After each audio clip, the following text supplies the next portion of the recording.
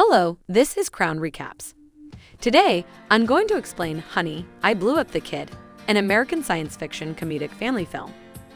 Keep an eye out and be cautious. The Shilinsky family, a family of 5, is the focus of the film. Wayne, the father, is an inventor who creates domestic items that make his family's life easier. We notice an automated mailbox that receives the daily newspaper in the first scene. Every morning, the family dog rushes to the box and retrieves a bone connected to it. The newspaper falls to the ground as a result, and he returns it to his master. The invention has even wowed the neighbors. Aside from that, Wayne has created a shaving helmet for himself, a sound system to alert his wife when breakfast is ready, and numerous other inventions comparable to these. Diane, Wayne's wife, is traveling to another state to see her eldest daughter Amy off to college one day. She'll be gone for a few days and wants her husband to look after their 2 youngest children, Nick and Adam. Wayne rushes to his job after she departs and is late as usual. He works at the Sterling Innovation Labs. Dr. Charles, his project colleague, dislikes Wayne because he is superior to him. As a result, the doctor makes every effort to keep Wayne out of the studies. Wayne created a prototype a few years ago that could compress persons and items to microscopic sizes. The lab is currently working on a technology that accomplishes the exact opposite. Dr. Charles puts the prototype through its paces by testing it on a crystal. The crystal grows as planned at first, but just as the team believes the experiment has succeeded, it wiggles and explodes all over Dr. Charles' face. To say the least, he's disappointed. The company's president and the US government are pressuring him to finish the prototype as quickly as possible. Dr. Charles refuses to listen to Wayne's unique ideas, which could benefit them. Because of Diane's departure, chaos reigns at home. Every time they use the microwave, the boys burn their food. Before she leaves, Diane phones them and begs them to reheat the chicken she made. Wayne tells her that the burnt chicken tastes amazing despite the fact that it is burnt. They'll have to make do with peanut butter and bread for dinner at the end of the day. Wayne then tucks Adam in and sings him a lullaby with his favorite toy, the huge rabbit. While he's doing it, he has an epiphany about why the crystal exploded at work that day. When he phones Dr. Charles to discuss his theory, he is dismissed. Wayne, he believes, is an idiot who is incapable of such amazing ideas. The following day is the weekend, yet Wayne and his children report to work. He intended to make the necessary modifications to the prototype without alerting Dr. Charles. When the lab guard notices him entering without registering his name, he informs Dr. Charles. Meanwhile, Wayne resolves the issue and chooses to test the prototype on Adam's favorite toy, Big Bunny. As the countdown begins, Adam walks over to the platform to get his toy and is struck by the prototype's light wave. Then everything becomes quiet. Wayne realizes that his plan didn't work and returns home with the kids, ignorant that his son has been exposed to radiation. As they walk away, the guard remarks that Adam has increased in size, but no one seems to notice. Nick questions Wayne on the drive home why he needs Dr. Charles' permission to work on his own idea. Wayne had the original idea and plan, but because his collaborator, Dr. Charles, dislikes him, he has taken over the project. Wayne invites Nick's crush, Mandy, to babysit Adam at home. He and Nick want to spend some quality time together at the movies. When Adam is alone in the kitchen, he is exposed to microwave oven's electrical radiation. Because of the radiation he received before, he has grown to be over 7 feet tall.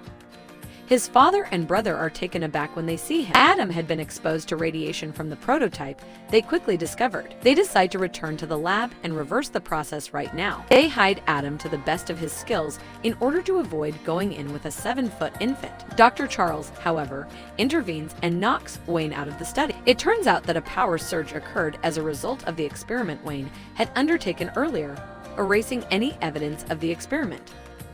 Wayne returns home, disheartened, trying to bring Adam back to normal before Diane returns.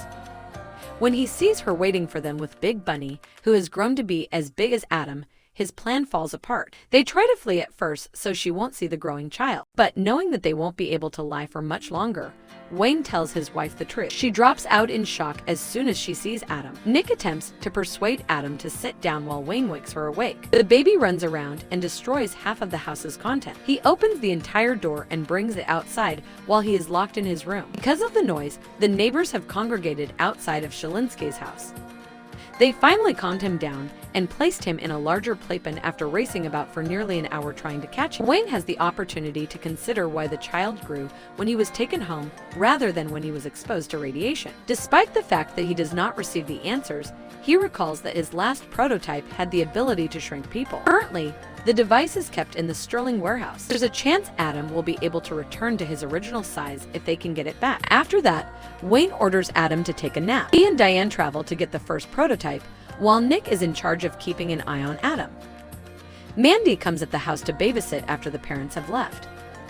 Nick tries to send her away, but she recognizes Adam and panics. With no other option, he binds her to a chair and gags her to prevent her from fleeing or telling anybody. Meanwhile, the parents come at the warehouse, which is filled with hundreds of crates. They search the area until they find the prototype they're seeking for. Nick returns home and attempts to explain everything to Mandy. Adam is in the next room, watching TV. He becomes even taller as a result of the TV radiation. He flees from the residence. While Adam causes mayhem in the neighborhood, Nick and Mandy rush outside to seek for him.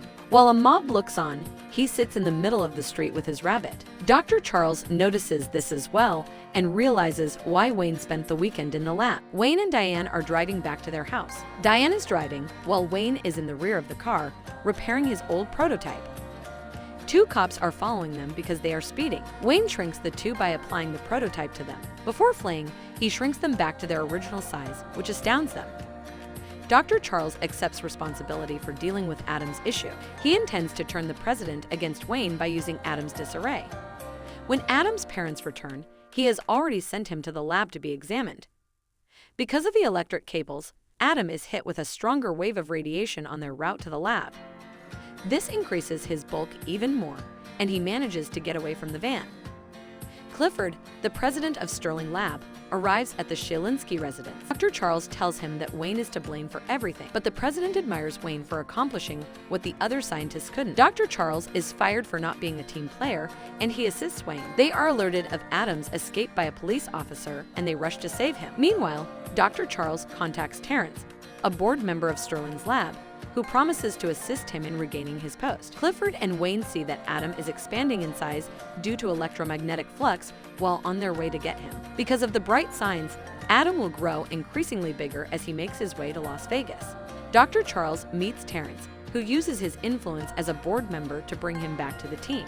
Dr. Charles intends to deploy the military to put an end to the chaos. Everyone eventually makes their way to Adam's highway. They are astounded to see how big he has grown. The kid must hold motionless for 12 seconds for the shrinking prototype to work, something the parents believe is impossible. As he approaches them, he reveals that Nick and Mandy are hiding inside his pockets. Wayne has a brilliant idea at that very moment. He phones the cops to have Big Bunny brought to Adam. While Wayne sings a lullaby, a helicopter delivers the toy to the child. When Wayne explains that he has to take a nap, Adam is about to fall asleep. After that, Adam, who has always despised the word nap, refuses to sleep. He then proceeds to trek to Las Vegas, vowing to destroy everything along the way.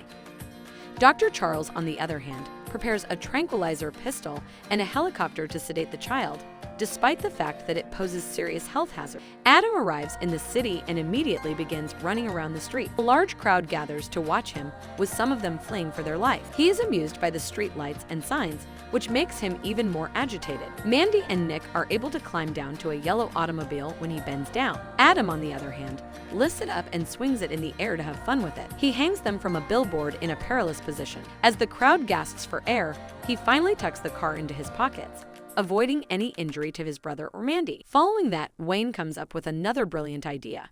He is well aware that ice cream is Adam's absolute favorite food.